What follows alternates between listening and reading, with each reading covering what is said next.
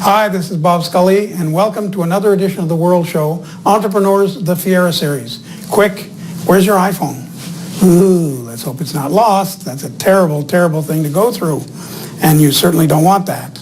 But even if it's not lost, what if somebody hacked into it? What if somebody is using it without your permission and you don't know it? What if somebody is staring at all your secrets? So many terrifying questions surround cybersecurity nowadays. We decided this was the time for a revisit with one of our favorite entrepreneurs. We invited back Terry Cutler, who knows a lot about all these questions and especially the solutions to them. Here he is. Terry Cutler, you're due not for your checkup. You do checkups for others on their computers, but you're due for your revisit, where we like to visit an entrepreneur who's doing many, many things to see how far along he's gotten in the 3 years since we first met. Yeah. And when we first talked, you were, as today, you still are, a security consultant in the internet world. That's right. And I remember, perhaps you do too, that great example you gave of the USB key in the corporate toilet. Yeah. Let's start with that. We actually did a story on it called the USB keys in the urinal. So people are like, what kind of a title is this? What is this? But it's actually a story of where I was hired to try and break into this company and couldn't do it. So I walked over there, dressed casual, right up to the receptionist and say, I feel really embarrassed. May I please use your bathroom? But the bathroom was behind the counter, so she would have to buzz me in. So I convinced her, and she said, make it quick. So when I went into the washroom, left 2 USB keys in the stalls, and in about 2 hours later, a curious employee plugged it in, and it allows me in through the back door. And he plugged it in probably wanting to be helpful. Exactly. To see who had forgotten their key there. I wonder what's on this. Yeah, or simply, poor guy, he forgot his key, let's see who it is. That's it. And from there, it's as if you had hacked in. That's it. Yeah, it connects back to my system that's waiting for somebody to plug it in, and then it allows me to, it's called create a session into their system. And I become that person who plugged it in. So I have the same rights as him. And when I remember when we discussed the example, you were pointing that out to say a lot of hackery is human error. It's not really technology. Yeah. It's people not realizing. And you gave me another example recently. Yeah, this is where another technique we use is what's called social engineering. It's a psychological manipulation of people into divulging information that would be later used in a cyber attack against the company. So I could be walking into, let's say, a retail outlet, and I'll look for the least looking paid employee with his headphones on and say, hey, I'm from IT, I'm doing an upgrade on your network, can you let me into the server room? And a lot of times they'll say, yeah, here, just take the key. Wow. Without even asking who I am, who I work for. That's incredible. And in about 2-3 hours later, compromise the whole company. Now, I want to go through, now with Cyology Labs, you are still doing this, but you also do it in the form of a kind of a course where people can sign up for it. And here in your literature, you give some of the things you teach them, and each single one, the minute I read it, these are things you hear about all the time. People are worried. So first, you do a quick checkup to make sure your browser is configured for safe and convenient browsing. And it will allow you to find out if you've already been hacked. That's right. How do you do that? So everything that's in the course is kind of like extracted from my head on all the ways I would break into your system, except you're going to use it to defend yourself now. So and the course is all in layman's terms, which was very hard to do. So this way my parents can follow along and very non-technical people can follow along. So basically what I'm going to do is in step 1, I'm going to take your computer and we're going to do an audit together. We're going to see if your computer's already been hacked. How do you know if it's been hacked? Well, because we're going to run some commands on your computer to see if it's communicating out. So how to reveal if it's leaking data to China or Russia. We'll be able to see that in real time. And if it is, then we'll be able to run some software that'll help lock it down. And of course, there is no hacking so clever that it would escape you? There's always, it's very, very difficult to keep up, right? There's no silver bullet to stop a hacker. The goal is to make it as hard as possible for them to get in. So there's always ways to break through a system. Because remember, I'm not testing like Microsoft's products. I'm not testing their code. I don't have access to their source code. So if somebody broke in through the Microsoft product, I would never see it. So it's really it must scare the bejesus out of people when you let them know that they have been hacked. That's it. And they must be in disbelief. If they're in a botnet or something, exactly. or a denial of service, Yeah. they're being used they must really be stunned. Yeah, so I actually created a YouTube video on how to know in 4 minutes if you've been hacked. So it's trending about 84,000 views right now and lots of hundreds of comments. And the common one is like, I think I've been hacked because I'm getting all these pop-ups, my computer's running slow. Those are definitely telltale signs that you have malware on your computer. And the old, it's already old advice, but maybe still good advice, tape the lens. Yeah. Do you do that? I do. Put tape on the Sure. webcam. But people understand that, if they put tape on their camera, they're secure. But remember, when a hacker breaks in, I can also control the microphone. So I'll be able to listen to what's happening in the room. Even though I can't see you, I can hear you. So you'd have to put a muffler on it. That's, yeah. Or some kind of little windsock. Disable the microphone. Yeah. Incredible. Now, the second thing you do for people is I'll walk you step by step in how to create an unbreakable password. Yes. True? Unbreakable? True. It takes about 39 centuries to break it. So if you have time, it's not. So it's the length of it? The length of it, yeah. And the amount of characters and special characters that are in it. So I always suggest to create a password that's between 16 and 25 characters long. Holy cow. Now most people just like, how on earth am I going to create a password this long, right? So my best advice would be to think of song lyrics or passphrases. For example, I had a great day at work 2016, exclamation point. And all you do is shrink it, and every word is capitalized, and maybe change the A for an @ symbol. Now it'll take 39 centuries to break. Because it's got to have a couple of weird symbols in it. A couple, yeah. Change the O's for a 0 or things like that. A's for an @ symbol. And theoretically, you wouldn't forget it if it's the lyric to I Left My Heart in San Francisco. That's right. And with a couple of number signs and pound keys and so on. Exactly. Well, if all you did was put an exclamation point at the end and change the O's to zeros, yes, you right there, you were probably. And why is that unbreakable? It's simply that they can't run it through in time. Yeah, well, it's because we have password crackers that guess known passwords. Okay, so for this software to go through random checks like that takes weeks or months at a time, unless you're running like quantum computing. So people don't have time to wait for this. Now there is hackers, you mean? They don't. Exactly. They're busy. Exactly. So, but there are ways. Like if I hacked into the system and a person had a strong password like that, I would be able to extract everybody's password that's in the server, and I would see his password, but it's encrypted. I don't know what it is. But using a special attack, I can use this information and pass it on to a system, and it'll log me in as you without even knowing your password. But you still won't get your hands on the password. Correct. I wouldn't know it, but I can change it if I want. So how come? How come you could? Well, because I would have control of the actual master server that has your password. Because normally you have to start with the previous password. That's right. To be able to change, but you bypass that. That's right. So therefore, a purely unbreakable password doesn't exist. Only if the hacker has access to the system on the back end, it's almost irrelevant. That's why I talk about what's called two-factor authentication or two-step verification. It's another process where you would now enter your cell phone number into the system. So this way, when you enter, let's say, Facebook or LinkedIn for the first time, you're going to type in your username and password, but then a text message will come to your phone with a random code that you have to type in also.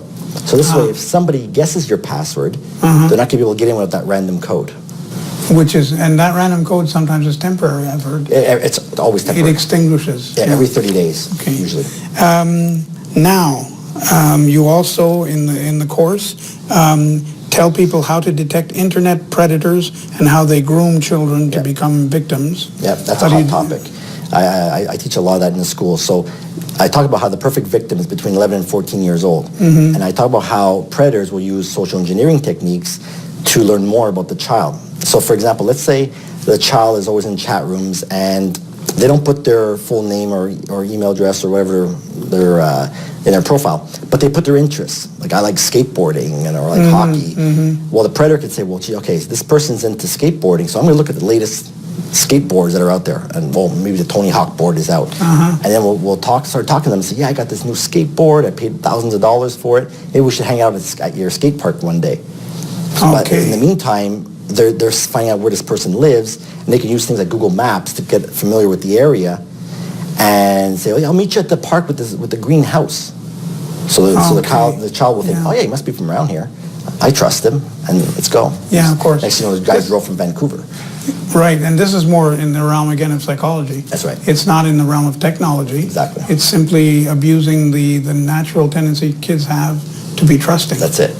And so the answer there is probably also in school, and kids are warned nowadays a lot. Yeah, by they just don't schools. listen. That's the problem. They think that they're online, no one's paying attention, and that's where all the there's an stuff illusion comes in, to it. right? Yeah, it's like when you're in a skyscraper in Manhattan. Yeah. You're looking at the other guy's window. Yeah. You don't realize That's it. he's looking at you That's in why your whenever- window. You know. Whenever I present in high schools, I always get the jitters before going because I'm like, what am I going to teach these kids? They supposedly know it all, right? Mm-hmm. But when I bring in my hackery into this thing and how I'm going to get them, their eyes literally pop out of their head and say, oh my God, you taught me something. Yeah, unless they know a victim, something happens in their school, then they really are shocked. Yeah. How to search for information about yourself that you didn't even know existed? Yeah. How so? Okay, so obviously Google is pretty much the largest database on the planet, but there's ways to find out information that you may not know is there by using special search characters. So for example, I'll use my name as an example. If you just type in Terry Cutler by itself, Terry Cutler, you'll end up with like 400,000 hits. That's like way too much information because Google is going to say, find all the... You really get around. Yeah, I'm not that 400,000 popular. But it'll look for the word Terry and the word Cutler as separate words. So if you use quotation marks around Terry Cutler, it's going to say, find me everything on Google with Terry Cutler as a hole in it. So next thing you know, I might end up with Dr. Terry Cutler from Australia or some other guy who works at Intel. And so if you type words like hacker or hockey or whatever I might be pertinent to, it'll start drilling down more precisely. So I'll end up with like maybe 100 hits or a couple of thousand hits instead of 400,000. But would you get... I'm interested in the fact that there might be information that people don't know exists about them. Yeah. What kind of information? For example, cyberbullying. Let's say somebody puts up a website for soccer, right? And usually, if the parents are the soccer coach, somebody will usually create a website and say, okay, here's all the contact details for the coaches. And you didn't know that somebody built it because you're not the one who put it there. And so when you start typing your name and your phone number and such, you'll see that website show up. Okay. And that's how you can know that people are posting information about you that you didn't know was there. How to lock down your accounts on the most popular social media sites. Yeah. That too must be pretty hard to do. Yeah. So How do you do that? There's ways, obviously, with, I'll give you Facebook, for example. I get a lot of calls or a lot of interviews around this person's photo is being used on a fake profile in Australia. Well, okay, so if we look at the original person's Facebook profile, everything is set to public. It's no wonder, right? So you want to create, you want to do what's called a Facebook privacy checkup. But at the end of it, you can add what's called login restrictions. So again, going back to the whole cell phone text message system, where you can type in your username and password, and then a message will come to your phone saying you authorize this login. Okay. Because that happens often where somebody's Facebook account will get hacked into, and they're trying to leverage your contacts to say, yeah, I'm in Australia or I'm in the UK, I've been mugged. Can you send me $500? Yeah, they want to. Yeah, that's it. Yeah. Or they want to steal your identity. That's it. It's the same result. Dating sites are a particularly dangerous area, right? Yeah, especially now with sites like Plenty of Fish. People are very trusting of the profile that they're looking up. They don't realize that a lot of times these are fake images. Now, using techniques like Google Images, you can actually load up images.google.com, and you can drag that profile into Google, and it's going to tell you if this image has been used anywhere else on the web. So you'll be able to know if this is actually a fake profile. If somebody has used your picture. Yeah. Cyber porn, revenge porn, and sextortion. That is starting to get pretty well known and pretty well understood. Yeah. But it's also discouraging. People say you can never wipe it off. You can never. Yeah. So what do you do for people who are It's very simple. Don't use the phone for naked photos. It's pretty much common sense, right? Yeah, good psychology. But it's actually happening a lot in the schools right now. Sexting is really hot.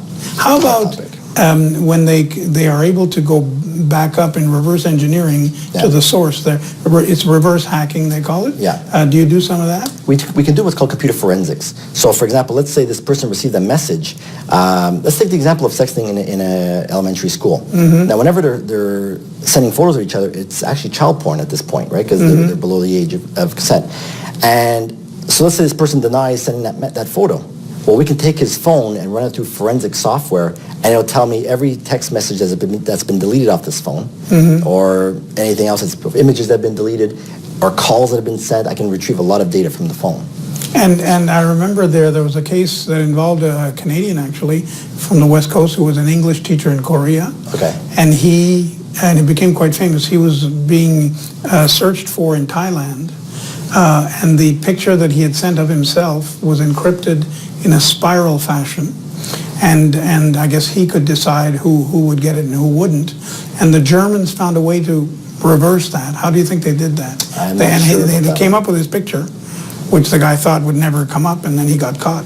Well, a lot of times in photos, a lot of people don't know this, but there's actually geolocation built into the phone. So if you're taking a picture with your iPhone, and I take it in this, let's say that around where we're doing this interview, it'll actually put that information into the phone. So as a forensic investigator, we can look at this and say, this picture was taken here at this location at this time, and it used this type of phone, and maybe the shutter is this speed. It gives me a lot of details about what's in this image. And that cannot be shut down? Because generally geolocation can be shut down. There is a way to shut it down, yeah, but you have to usually go in manually and turn it off in your phone. But if you don't think of it, if you're the pornographer, it may not occur to you. Exactly. That's why it works to our advantage. An interesting thing here in mobile security, you want to set up how to secure your device and set it up for self-destruct mode. Right. So everything wipes out? How does that work? So there's an option in, let's say, the iPhone, where after 10 tries of guessing the password, the phone is going to erase itself. That's why I call self-destruct Yeah, mode. I've heard of that. Now, the problem lies when you have young children. So they like to always take your phone.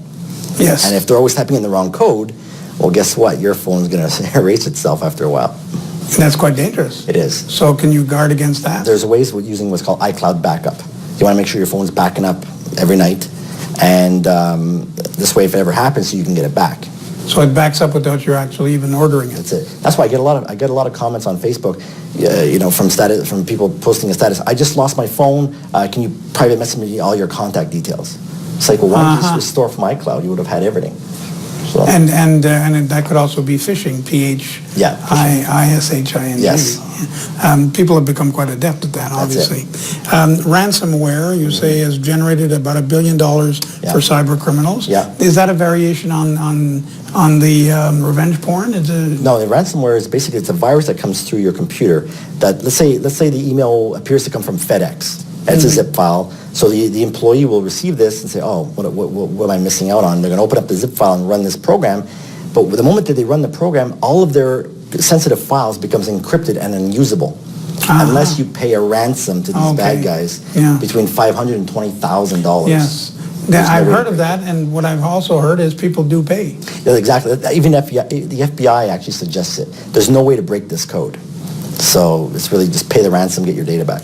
But you need an honest crook because he might say, well, thank you for the 5,000, but actually I want 50. Yeah. So we have techniques to track some of these guys, right? And I was actually chatting with one of them, and I'm like, well, what's the guarantee I'll get my code? He goes, well, we have an honest reputation. I'm like, you got to be kidding me. So. And when you look at the Russians and the Chinese, who obviously have, we believe, very strong teams doing this, do you sort of give up on that? You say, well, if it's them, forget it? Everybody, if there's a human element involved, somebody usually makes a mistake somewhere. There's always a digital footprint that's left behind somewhere. So the goal is to have some strong defenses in place, which would allow them to screw up, we'll say. That allow us to find who they are. I wonder if they don't, maybe they don't mind being discovered since they're invulnerable, because Fuzzy Bear and Cozy Bear, the Russian monikers, were impugned in the WikiLeaks email release. Right. And I imagine if they didn't want to be discovered, they could have hidden their traces better than that. Yeah. Again, so why didn't they? It's very difficult too, because they're coming to anonymizers, right? So if I get the guy's IP address, he might be coming in through a hacked system. So maybe the guy in Boston, his computer was actually hacked, so he's pivoting off this guy's computer to hack somebody else. So you don't really know where he's coming from. It's very, very, very difficult. And so there is no perfect reverse engineering? There's no perfect reverse engineering, no. It's very time and costly to do. And will we I mean, I know that the bad guys are always a step ahead of the good guys, but still, will we graduate to better systems and better security over time? I think there'll always be a step ahead. Again, the goal is to make it as difficult as possible for them to get into our systems, than try to, go after all these guys individually. And how about techniques that drug dealers use? They buy throwaway phones that don't cost much and just throw them away. Perhaps that's another solution for honest people. Don't put your whole life on the phone and change phones. Yeah. Or is that unrealistic? It's a little unrealistic because a lot of people think it'll never happen to me. So, of course. They just, it's... And you need to put your life on the phone at some point, I suppose. That's it. Obviously, because the more data that's put on the web, then, Google indexes all this stuff. I just thought about this the other day. It's our children are now living in a world where they can never say, I don't know. Back in our day, if you know the answer, you can just, I don't know. Now, they just whip out their phone and ask Google, and they get the answer within milliseconds. It's incredible, but it's true. So it's and they're losing the capacity to do research. Exactly. They don't go to Encyclopedia Britannica, and thumb the pages and so on. Google and YouTube. It's also it's true for calculation. The calculator actually started it all. Yeah. And it's a great way to settle arguments, though. Yeah. Google, when you think you have a date or you have a historical fact. Yeah. That's the good side of the internet. Yeah. But you don't think that we'll catch up on security to a lot of these guys and a lot of these systems? I think eventually, but we're going to have to start getting more guidance from intelligence agencies and things like that. Because now I'm part of what's called the Canadian Cybersecurity Alliance. It's a special group where we're going to be working with a lot of professionals across Canada to help better the playbook, the cybersecurity playbook, which will help companies defend themselves more through education and possibly even team up with government to help secure their systems. And you mention in the literature that when you're starting to do the audit, you want to see if people have been hacked. Yeah. But to do that, you hack into their. They must get a real shock when you sit down with them and say, okay, give me your computer, and boom, boom, boom, you're into their credit card accounts and so on. Yeah, but that's not covered in the course, obviously, because we don't want to teach everybody how to hack. But yeah, when I get brought into companies to test their systems, and I get in, I'm pulling up birth certificates, I'm pulling up credit card data, scanned passports, I'm pulling up some very sensitive data, and their jaw drops. Their jaw just drops. So. And all along, they never thought of it as it was happening, as they were putting this in. That is an argument, however, for not putting everything. I mean, I say don't put your whole life on it. Yeah. Certainly don't put your passport on it. I mean, there's some basics there. But again, it all depends, because sometimes it's required to do business. Sure. So if you don't put, it's damn if you do, damn if you don't. So the goal is to make you aware of what can be used against you, the amount of information you're putting out there. Well, Terry Cutler, you have a, how shall we say, forward-looking profession. Thank you. You will not lack for clients in years to come, I predict it. It's an easy prediction. Thank you, and long life to Cyology Labs.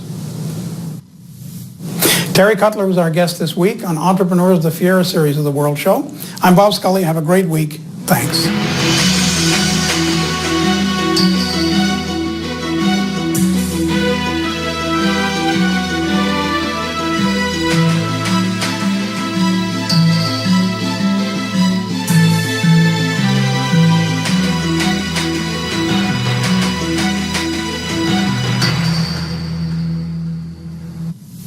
Bob Scully's World Show was brought to you by Fiera Capital. The power of thinking, optimal performance, intelligent innovation. And by Clocks Technologies. Lighting the way to a brighter future.